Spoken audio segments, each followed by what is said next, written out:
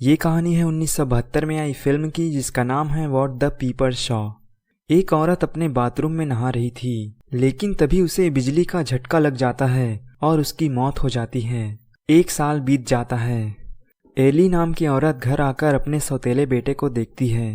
Bathroom में जिस औरत की मौत हुई थी वो इसी बच्चे की असली माँ थी, और अब उसके बाप ने दूसरी शादी कर ली है, जिसकी पत्नी एलिस है। एलिस मासूम बच्चे से पूछती है कि तुम तो 1 हफ्ते बाद बोर्डिंग स्कूल से वापस आने वाले थे, इतनी जल्दी कैसे आ गए? मासूम बच्चा कहता है कि मेरे स्कूल में एक बीमारी फैल गई है, इसलिए उन्होंने सबको छुट्टी दे दी। मासूम बच्चा जब नहा रहा था तब उसके बाप का फोन आता है। उसका बाप ज्यादातर बाहर ही रहता था। बच्चे के बात कर लेने के बाद एलिस उससे बात करने लगती है। तभी मासूम बच्चा पीछे से एलिस के दोनों गेंदों को दबाने लगता है। एलिस को ये पसंद नहीं आता, पर वो अभी कुछ नहीं कहती। जैसे जैसे दिन बीतते हैं मासूम बच्चे की हरकतें बढ़ने लगती हैं।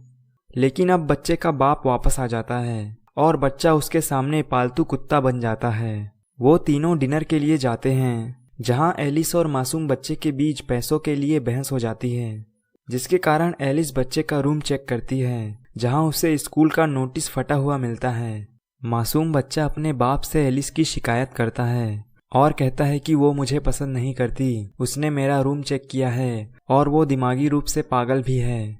एलिस परेशान होकर बच्चे के प्रिंसिपल से मिलने जाती है। प्रिंसिपल कहता है कि आपका बच्चा मासूम नहीं बल्कि मादरबोर्ड है। उसे छुट्टी नहीं मिली बल्कि स्कूल से निकाला गया है, क्योंकि वो स्कूल में अपने हवस पर काबू नहीं कर पा रहा था। एक दिन एलिस को मासूम बच्चे के कमरे में एक छेद दिखता है, जिससे एलिस का बेडरूम साफ साफ दिख रहा था। वो समझ जाती है कि वो उसे और उसके बाप को कबड्डी खेलते हुए रोज देखता है। एलिस मासूम बच्चे के पास जाकर पूछती है कि तुम ऐसा क्यों कर रहे हो? क्या तुम अपनी माँ के साथ भी ऐसा ही करते थे? तब मासूम बच्चा कहता है कि वो मुझे ज्यादा पसंद नहीं थी, तुम्हारे जितना तो बिल्कुल भी नहीं।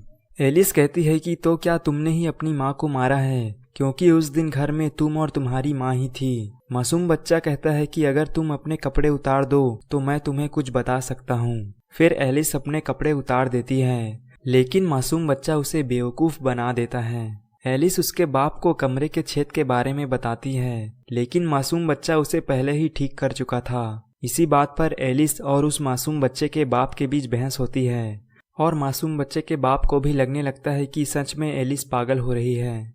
एलिस को काफी कोशिशों के बाद पता चल ही जाता है कि मासूम बच्चे ने ही अपनी माँ को मारा था। अब एलिस को समझ आ जाता है कि बच्चा बहुत ही बड़ा मादरबोर्ड है। इसके बाद वो मासूम बच्चे से प्यार की बोली बोलने लगती है। एक दिन मासूम बच्चा एलिस से कहता है कि मुझे लोगों की जान लेना बहुत पसंद है और मैं तुम्हारा हाल भी मेरी माँ की तरह ही कर दूंगा। इस बात को सुनकर एलिस के रातों की नींद उड़ जाती है और वो पागलों जैसी हरकत करने लगती है, जिसे देखकर उसे पागल खाने में भेज दिया जाता है। पागल खाने से ठीक होने के बाद वो वापस आकर दोनों बाप बेटों के साथ वक्त बिताती है। वो मासूम बच्चे के साथ अकेले में बात करती है।